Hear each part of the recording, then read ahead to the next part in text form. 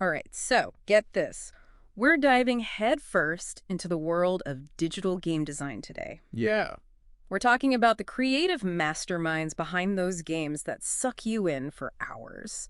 We've got some awesome insights here from RoleCatcher, the career gurus. They really know their stuff. So if you've ever thought, man, I wish I could create my own game world, this is a deep dive for you. It's a field that's just booming right now. Seriously. Yeah. But let's be real, it's not all, rainbows and unicorns. What does it really take to be a digital game designer these days?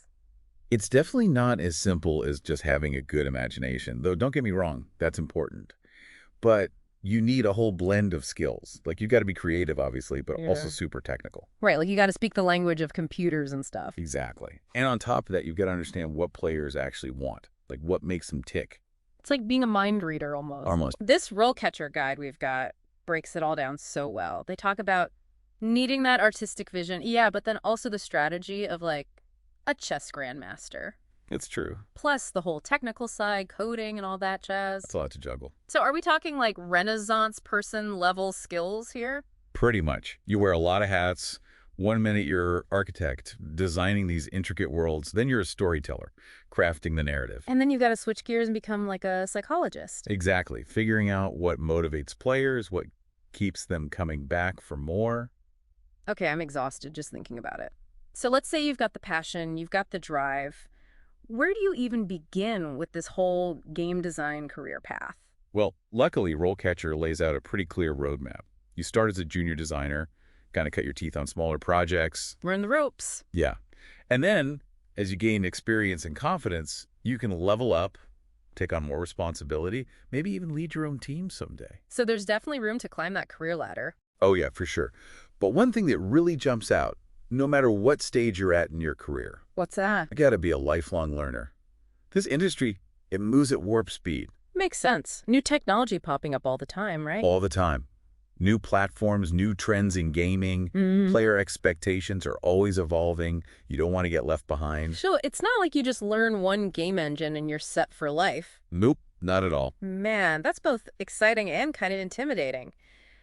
RoleCatcher really stresses mastering those industry standard tools, things like Unity and Unreal Engine. That's the bread and butter right there. Those are the big ones, yeah. Those are your digital art studios where Yeah. you bring your worlds to life. Everything from designing those stunning environments to, choreographing those epic battles. Okay, so you've got your tools for creating the world, but then comes the actual, like, making it work part. Right, the magic behind the curtain. And that's where the coding skills come in, right? Exactly. Got to speak the language of computers. And that means diving into languages like C++, C#, even JavaScript sometimes. It's like learning a whole new language, but for machines. Pretty much. It's how you tell your creation, your game, how to behave, how to respond to the player. It's that connection, that interaction with the player that's the heart of it all, right? Absolutely. Yeah. And this is where it gets really fascinating. You have to think about the psychology of the players. Oh, interesting. Like what makes them tick? Exactly. What motivates them to spend hours and hours immersed in the world you've created. What makes them feel that sense of accomplishment, that, yes, I did it feeling? Exactly. And those are the questions that a good game designer, they're always thinking about that stuff. And that's where it gets really interesting to me because, I think game design, I'm thinking hardcore tech skills. Yeah. But RoleCatcher, they threw in some curveballs, skills I wouldn't have thought of. Like what?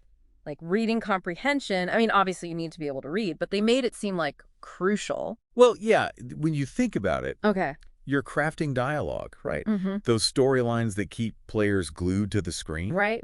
You got to have strong reading comprehension to create narratives that really pack a punch. Okay. Yeah, that makes sense. It's all about storytelling at the end of the day. Storytelling, yeah. Engaging the player. Okay, but then Yeah.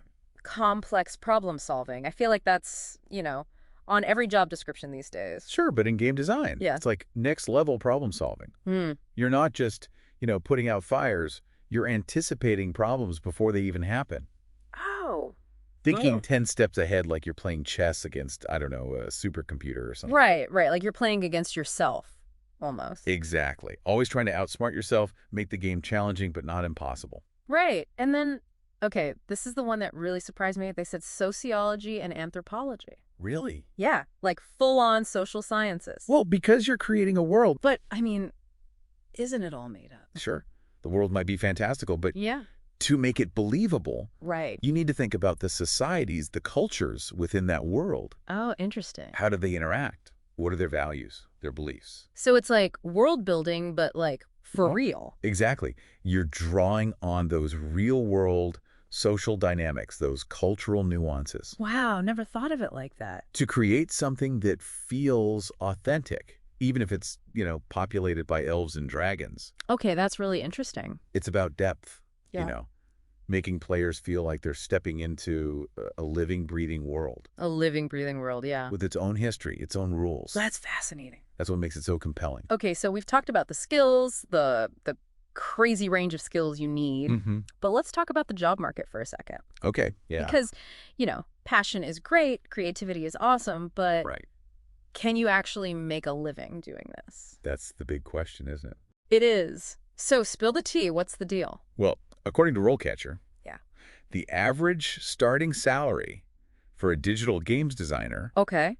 can range, get this, from $50,000 to $100,000 per year. Wow. Okay. Not bad. Not bad at all. Not bad for a job where you get to play for a living, right? Right. But I imagine it's also like super competitive. Oh, absolutely. Everyone and their mom wants to design video games. It's true. It's a tough industry to break into, no doubt about it. So how do you even stand out? Your portfolio, that's your golden ticket. The portfolio, right? That's where you show them what you're made of. So like past projects, things like that. Exactly. Those passion projects, any game jams you've participated in, Okay. anything that showcases your skills and your creativity.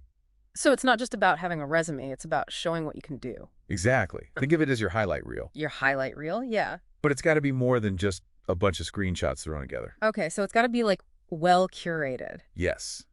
It needs to tell a story. Oh, interesting. Highlight your design process, the challenges you overcame, the solutions you came up with. So it's like a story about you, but through your work. Exactly. It's about showcasing your unique voice as a game designer. Okay, that makes a lot of sense. Because anyone can say they're passionate, Mm-hmm. but your portfolio, Yeah.